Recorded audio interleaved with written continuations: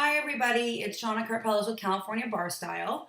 What a week we have had with these public hearings from the State Bar of California on the potential new cut score. I have been watching. I'm sure some of you have been watching as well. We've been posting about these hearings on our Facebook page. I have a lot of mixed feelings about these hearings, and I almost wish I would have been there. Unfortunately, I didn't have the time to go. I really wanted to speak.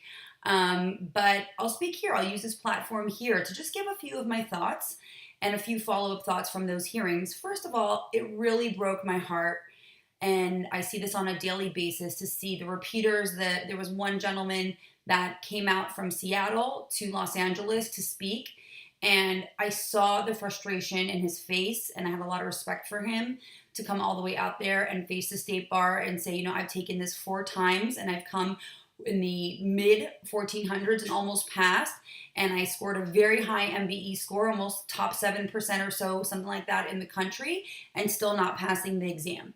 So what we took from those, or what I took from those hearings personally, is that yes, the State Bar has a lot of accountability, needs to reevaluate the cut score, needs to see what is going on, and needs to make sure that the exam is testing what the competency level really is for becoming an attorney in this state. Is it really testing accurately? Is the score reflecting that? That is something that I think they're finally evaluating, and hopefully my applicants, or just other applicants that have been struggling for years with this exam, will finally be able to have some breathing room.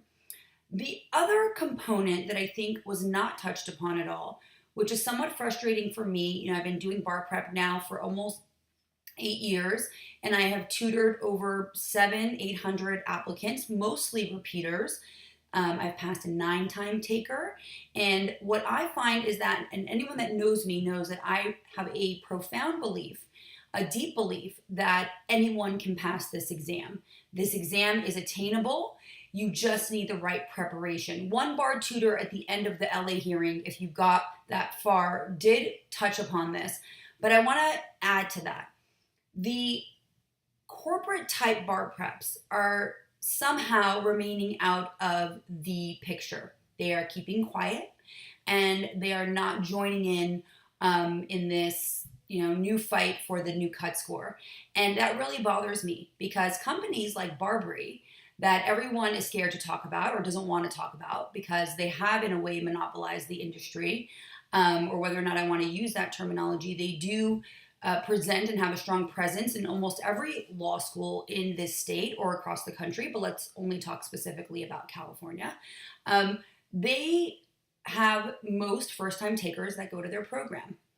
In the first couple days of law school, a Barberie representative is waiting in the lunchroom to sign you up and promise you that golden ticket of passing with the bar exam, because why would you go anywhere else?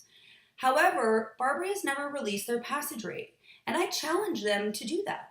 Why is it fair that I spoke to a class of graduates who were repeaters of the exam, 75 graduates from a smaller scale law school, that only one of them passed? And when I asked how many of them took Barberie the first time, every single one of them raised their hand.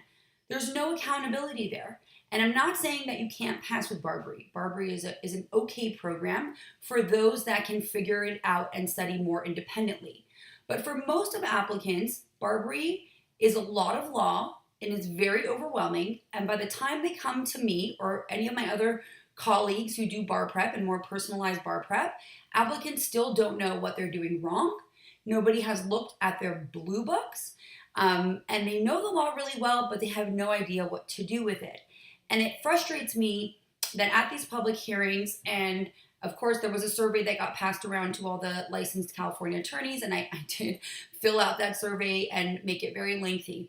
But Barberie is not cheap. And none of these corporate bar preps are cheap. I'm not cheap.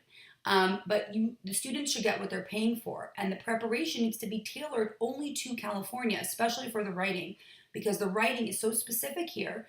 And when applicants come to me and they don't know what the issue should be for something as simple as negligence, they don't know to always discuss the defenses there, or to how to IRAC. I mean, I can't tell you how many times I've had to teach recent graduates what an IRAC is. There needs to be more accountability on corporate type bar preps, on the law schools. Some are doing better jobs than others of preparing their third and fourth year law students to pass the exam and get ready for the exam and making it more practical.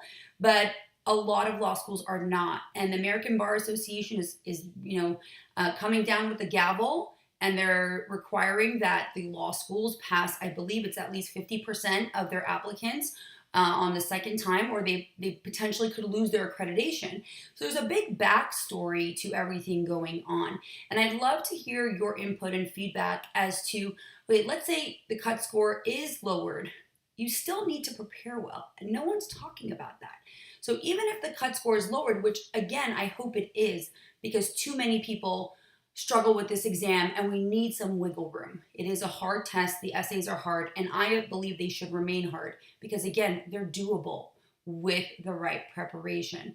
So I want everyone thinking about taking this exam, whether you're in your first or second, third year of law school, or you're a repeater thinking about getting back on the wagon and getting back and preparing. I want you to think about good preparation, whether you take CA Bar Style with me, whether you go to another comparable tutor, whether you figure it out on your own, which is not recommended, but if you don't have the finances to pay for personalized bar prep, don't just spend $1,000 on a program that's not going to get you anywhere. Make sure you're looking at strategy and trying to understand how they want you to present your writing, your performance test, and then the MBE, of course, as well.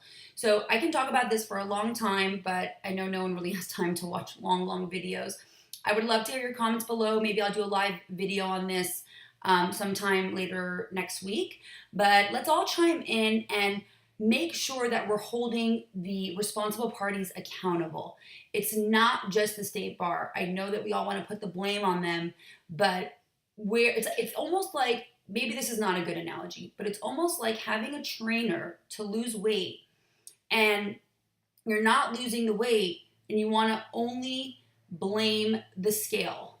Okay, maybe that was a bad analogy, but there has to be more accountability there. So we can't just turn to the state bar. We have to look at, again, the corporate type bar preps, the law schools, the deans need to take accountability. They're not really, I'm not hearing any accountability coming from there. We all paid a lot of money to go to law school, and we need to make sure that they're preparing us for the bar exam, right? What is an IRAC? What is a performance test? Persuasive versus objective. These are skills that can be refined starting in the end of the second year if we know the bar is going to remain hard here. Because let me tell you something, ladies and gentlemen, even if they lower this score, it doesn't mean everyone's going to start passing, all right? So 10,000 people or so took the July bar.